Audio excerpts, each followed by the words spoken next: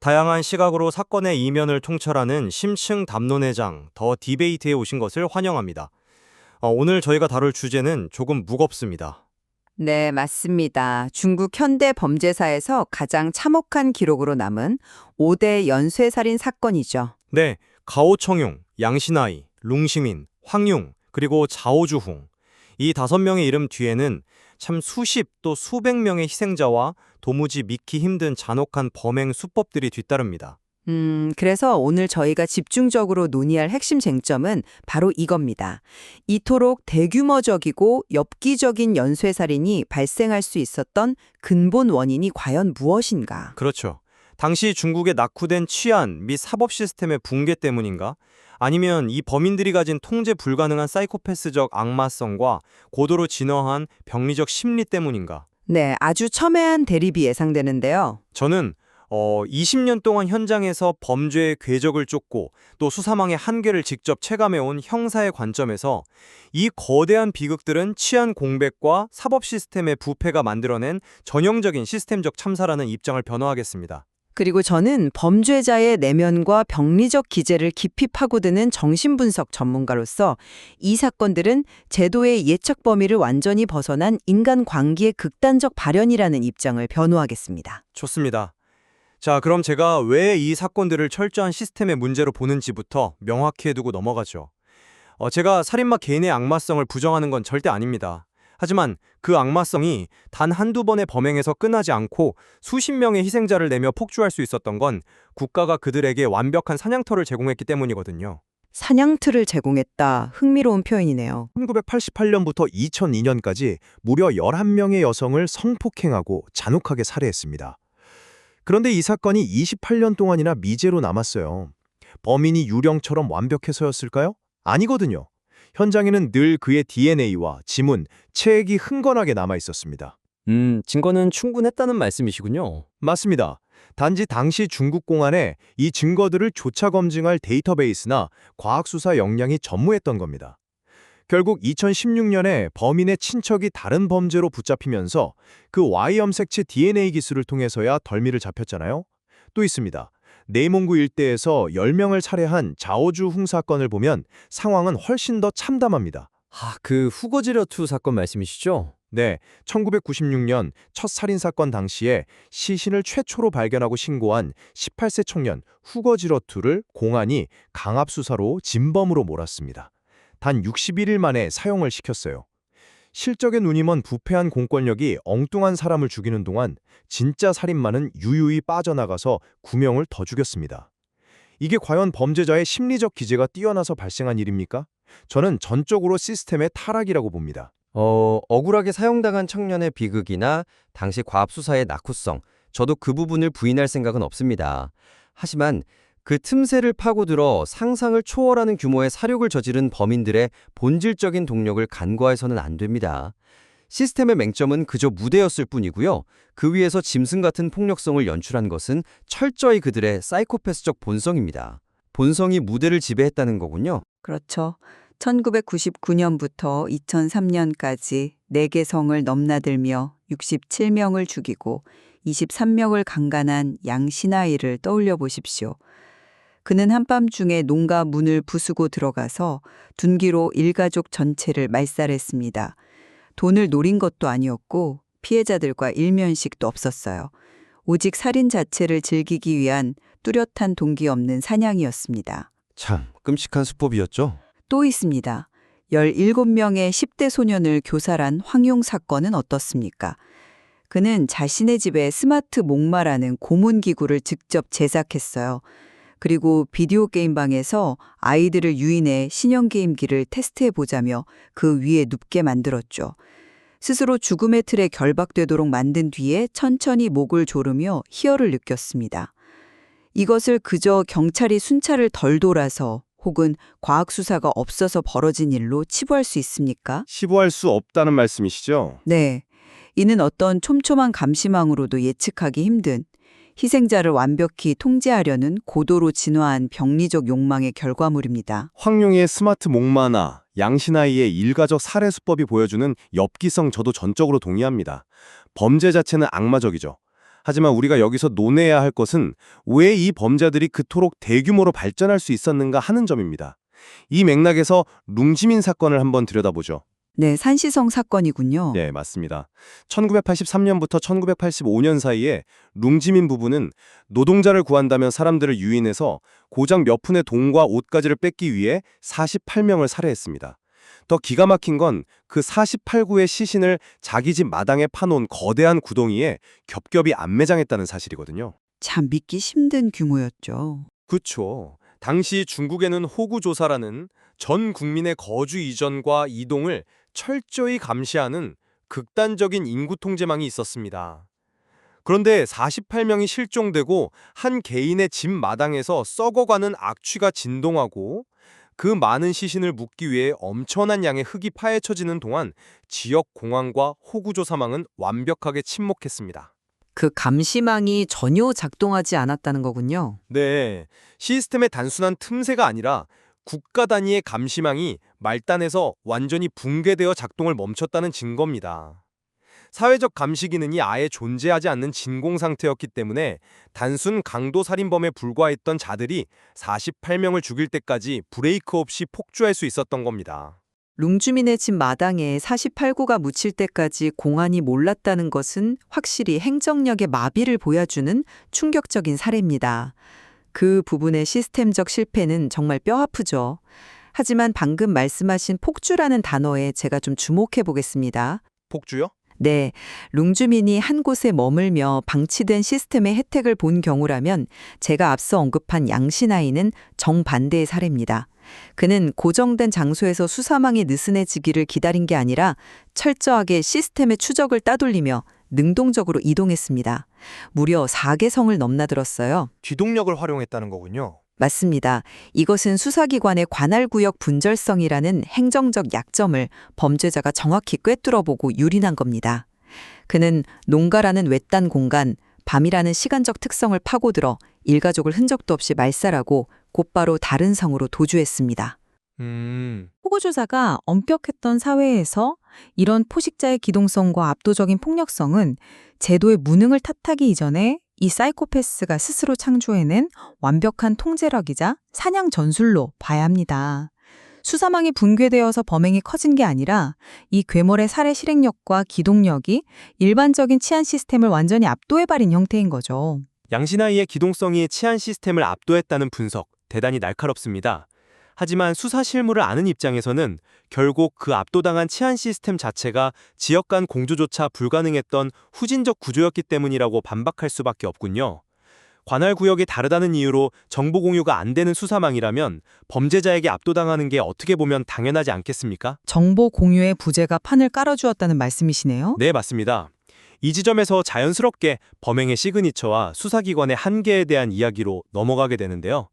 조금 전 황용의 스마트 목마를 언급하시며 고도로 진화한 병리적 욕망이라고 하셨죠. 가오총용의 경우도 빨간 옷을 입은 여성을 노리거나 시신을 훼손하는 등 특유의 시그니처를 보였습니다. 그런데 이런 심리적 기제가 정말로 시스템을 무력화시킬 만큼 그렇게 대단한 건가요? 대단할 뿐만 아니라 저희 같은 전문가들이 범행의 궤적을 쫓는 핵심적인 이유가 됩니다. 이들의 범행에는 단순한 치안 부재로는 설명이 불가능한 고도의 심리적 의식, 즉 리추얼이 존재하거든요. 황용을 다시 볼까요? 그는 피해자를 무작정 길거리에서 납치한 게 아닙니다. 게이브방에서 유인했죠. 네, 당시 10대들의 문화공간이던 비디오 게임방에 침투해 자신을 신용기구 테스터로 포장하는 기만수를 펼쳤습니다. 피해자가 스스로 그 기구에 누워 결박당하도록 유도한 것, 이것은 피해자를 단순히 물리적으로 제압하는 것을 넘어서 심리적으로 완벽히 지배하려는 사이코패스 특유의 통제욕입니다. 심리적 지배라. 가오청룡 역시 마찬가지입니다. 빨간 옷이라는 특정 기호에 집착하고 시신을 끔찍하게 훼손함으로써 자신만의 뒤틀린 환상을 현실에 구현했습니다. 이들은 길거리에 경찰이 부족해서 살인을 저지른 게 아닙니다. 타인의 생명을 철저히 자신의 각본대로 통제하고 쾌락을 극대화하려는 내면의 악마적 의식을 완성하기 위해 움직인 겁니다. 이런 고도로 진화한 괴물들의 리추얼은 어떤 형태의 치안망이 구축되어 있더라도 기억 후 그 빈틈을 찾아내 파괴적인 결과를 만들어냅니다. 심리적 지배화와 리추얼, 범죄의 고도화라는 심리학적 분석은 대단히 흥미롭습니다. 피해자를 기만하고 통제하려는 욕구가 그들의 범행 동기라는 점은 저도 전혀 부정하지 않아요. 하지만 현장 수사관의 눈으로 보면 그 복잡한 병리적 의식이나 시그니처라는 것은 결국 범인을 잡기 위한 아주 선명한 증거이자 행동 패턴에 불과합니다. 결국 단서일 뿐이다. 바로 그겁니다. 가오청룡이 아무리 빨간 옷에 집착하고 시신을 훼손하는 리추얼을 가졌다 한들 그는 현장에 자신의 정액과 지문이라는 가장 물리적이고 치명적인 단서를 남겼어요. 그가 무려 28년이나 미제 사건의 범인으로 살아남은 건 그의 심리적 위장술이 뛰어나서가 절대 아닙니다. 그럼 오로지 기술 부족 때문이라는 건가요? 네. 당시 중국 공안에 이런 시그니처를 분석할 프로파일링 기법도 없었고 남겨진 DNA를 데이터베이스화하여 전국적으로 교차 검증할 첨단 지문 검색 시스템이나 DNA 기술 자체가 부재했기 때문입니다. 아무리 살인마의 관기와 통제욕이 치밀해도 시스템과 과학수사가 뒷받침된다면 초기에 충분히 진압할 수 있어요. 2016년에 가오청룡을 마침내 법정에 세운 건 그의 심리 상태에 대한 깊은 이해가 아니라 친척의 범죄로 우연히 대조된 Y염색체 기술의 진보 아니었습니까? 범죄자의 병리가 아무리 복잡해도 결국 그걸 끊어내는 건 증거주의 과학수사입니다. 염색체 DNA 기술이 28년 만에 사건을 종결지은 물리적 열쇠였다는 사실, 저도 명백히 인정합니다. 저 역시 과학수사의 위력을 폄하하려는 게 아닙니다. 하지만 가오총영이 28년간 붙잡히지 않고 11명을 살해하면서도 평범한 이웃이자 가장으로 살아갔다는 사실을 단지 DNA 데이터베이스의 부재만으로 모두 설명할 수 있을까요? 설명이 부족한 부분이 있나요? 여기서 우리는 사이코패스의 가장 무서운 특성 중 하나인 완벽한 위장술을 봐야 합니다. 이들은 일반인들이 상상하는 흉악범의 모습을 하고 있지 않거든요. 타인의 고통에 전혀 공감하지 않기 때문에 극악무도한 살인을 저지른 직후에도 극도의 평정심을 유지하며 사회의 정상적인 구성원인 척 스며듭니다. 아, 그 이중성 말씀이시군요. 맞습니다. 이런 이중성과 감정의 단절은 초창기 행동 프로파일링이나 탐문 수사 같은 전통적 수사 방식을 완전히 교란시킵니다. 시스템이 발전하기 전까지 가오총용은 자신의 악마성을 평범함이라는 가면 속에 완벽하게 숨긴 채로 사법부를 철저히 비웃고 있었던 겁니다. 공권력을 비웃고 조롱했다는 점에는 저도 전적으로 동의합니다. 그리고 바로 그 대목에서 우리는 사법 시스템의 부패가 범죄자의 악마성보다 훨씬 더 끔찍하고 직접적인 참사를 초래한 극단적인 사례를 직면하게 됩니다. 앞서 도입부에서 언급했던 자오주홍 사건, 소위 미소살인마 사건을 좀 더 깊이 파헤쳐보죠. 네, 사법부의 뼈아픈 실책이죠. 실책을 넘어선 비극입니다.